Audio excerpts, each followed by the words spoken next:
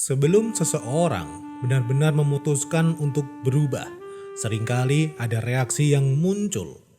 Bukan sebuah penolakan yang disadari, tetapi sensasi halus seperti ketegangan, keraguan, dan kecemasan yang mendorong untuk melakukan penundaan terhadap perubahan. Padahal belum ada resiko yang nyata, belum ada kegagalan, dan belum ada juga sebuah konsekuensi dalam bentuk apapun. Dalam kondisi ini, perubahan belum dipikirkan sebagai langkah. Ia lebih dulu dirasakan sebagai sesuatu yang tidak aman. Yang lama, meski tidak ideal, terasa lebih familiar dan nyaman, serta lebih menenangkan. Sementara yang baru memunculkan sinyal kewaspadaan, keraguan-raguan, bahkan sebelum sempat dinilai masuk akal. Di titik ini pertanyaannya bukan mengapa orang enggan berubah, melainkan mekanisme apa yang membuat tubuh lebih cepat mengamankan kebiasaan lama jauh sebelum pikiran sempat mempertimbangkan perubahan itu sendiri. Hai teman baca, setiap hal besar terlahir dari gagasan kecil.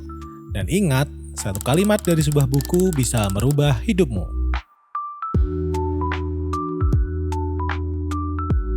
Assalamualaikum, hai teman baca. Jumpa kembali bersama saya Lingga di channel Ruang Baca. Di edisi Teras Wawasan kali ini, kita tidak sedang membahas soal kurangnya sebuah niat atau lemahnya tekad, atau mungkin juga kegagalan yang mengatur diri. Akan tetapi kita akan fokus pada lapisan yang sering luput dibicarakan, yaitu bagaimana tubuh dan sistem biologis merespon perubahan. Ikuti pembahasan ini hingga selesai untuk mengetahui mekanisme apa saja yang sedang berperan.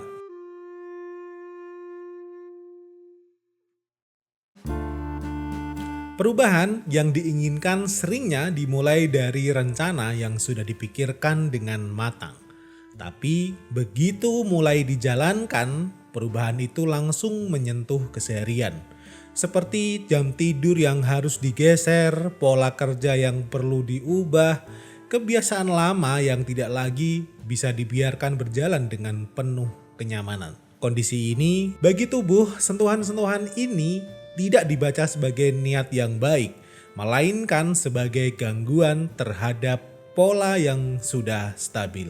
Setiap gangguan semacam ini memunculkan rasa tidak nyaman yang sering diterjemahkan tubuh sebagai sinyal untuk lebih siaga dan memberikan respon penolakan. Sistem biologis manusia tidak dirancang untuk mengejar pembaruan. Ia bekerja dengan prioritas yang lebih sederhana, yaitu dengan menjaga keberlangsungan. Karena itu, otak dan tubuh lebih peka terhadap potensi ancaman dibandingkan potensi perbaikan. Kebiasaan lama, meski tidak ideal, sering dipertahankan bukan karena disukai, tetapi karena sudah terbukti nyaman. Sementara yang kebiasaan baru belum memiliki rekam jejak yang serupa. Keengganan dalam kerangka inilah tidak sepenuhnya berada di wilayah pilihan sadar yang muncul sebagai hasil kerja mekanisme perlindungan yang berjalan otomatis. Rasa ragu, tidak nyaman, atau dorongan untuk kembali ke pola lama bukan selalu sebagai tanda kegagalan pribadi, melainkan hal itu merupakan respon biologis terhadap ketidakpastian. Dalam posisi ini, perubahan selalu berhadapan dengan sistem yang tegas, utamanya bukan berkembang, tetapi bertahan.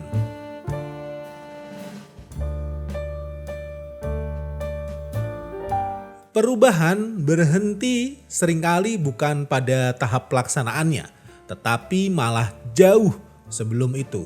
Seseorang bisa memahami dengan sangat jelas apa yang ingin diubah, apa yang harus diubah. Namun tubuh tidak langsung bergerak mengikuti rencana-rencana tersebut. Yang bekerja lebih dulu bukan pertimbangan rasional, melainkan respon biologis dalam memberikan peringatan untuk mengamankan pola lama.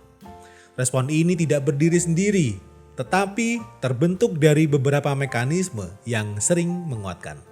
Mekanisme yang pertama adalah lapisan pola lama sebagai zona aman. Lapisan pertama ini bekerja melalui pengulangan.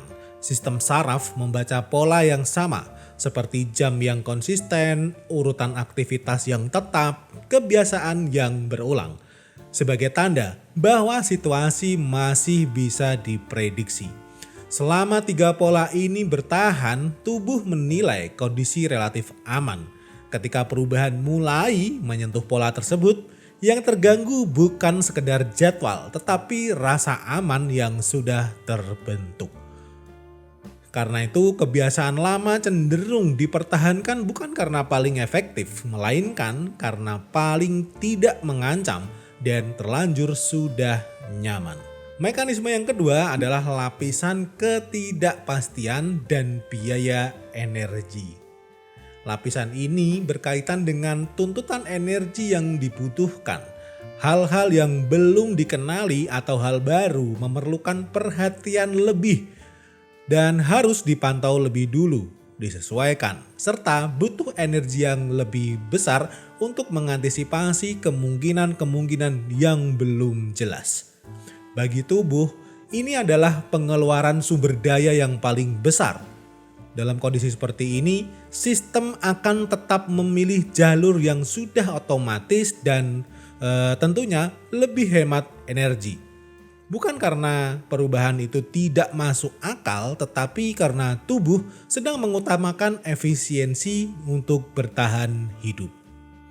Kemudian, mekanisme yang ketiga adalah lapisan respon protektif prasadar. Lapisan ini bekerja lebih cepat dari proses berpikir. Sebelum manfaat jangka panjang sempat dipertimbangkan, sinyal kehati-hatian sudah aktif lebih dulu. Sinyal ini tidak muncul sebagai larangan keras, melainkan sebagai dorongan untuk menunda, mencari waktu yang terasa lebih aman, atau kembali ke pola yang sudah pasti nyaman. Akibatnya, perubahan tidak pernah benar-benar ditolak, namun terus bertahan sebelum benar-benar dijalankan. Ketika ketiga lapisan ini bekerja bersamaan, keengganan terhadap perubahan muncul sebagai hasil kerja sistem biologis. Dalam kondisi ini, pola lama dipertahankan karena memberi tingkat kepastian yang lebih tinggi dibandingkan pola yang baru dibentuk.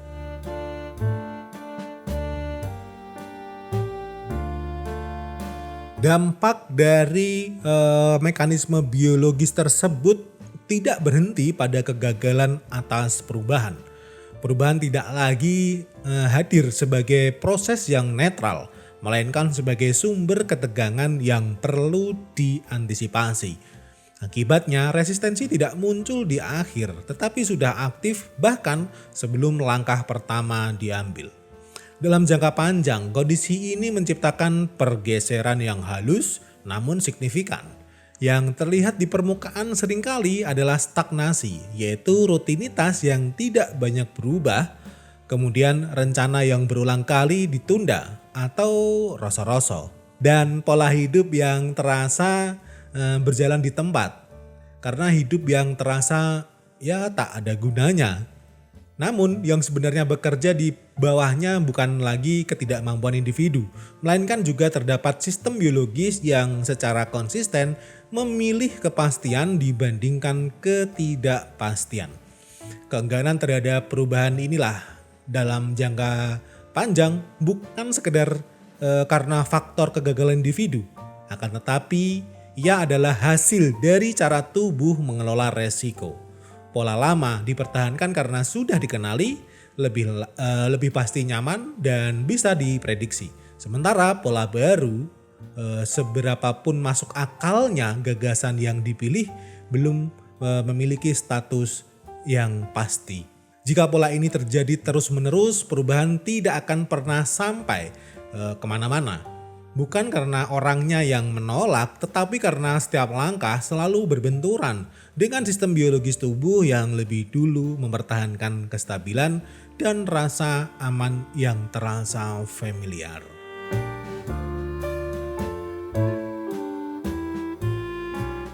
Perubahan seringkali dipahami sebagai sesuatu yang tinggal dijalankan saja setelah muncul sebuah gagasan, niat, dan rencana terbentuk.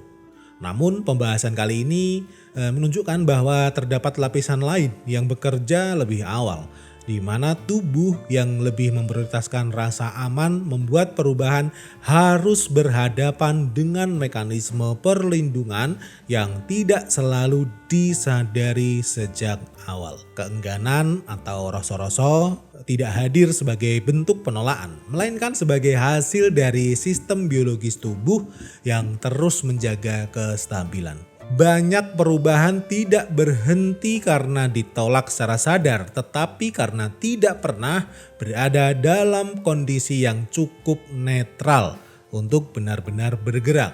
Mungkin yang perlu diperhatikan bukan seberapa besar niatnya, tetapi bagaimana ketersediaan ruang bagi perubahan itu dibentuk agar tidak langsung dibaca oleh tubuh sebagai ancaman.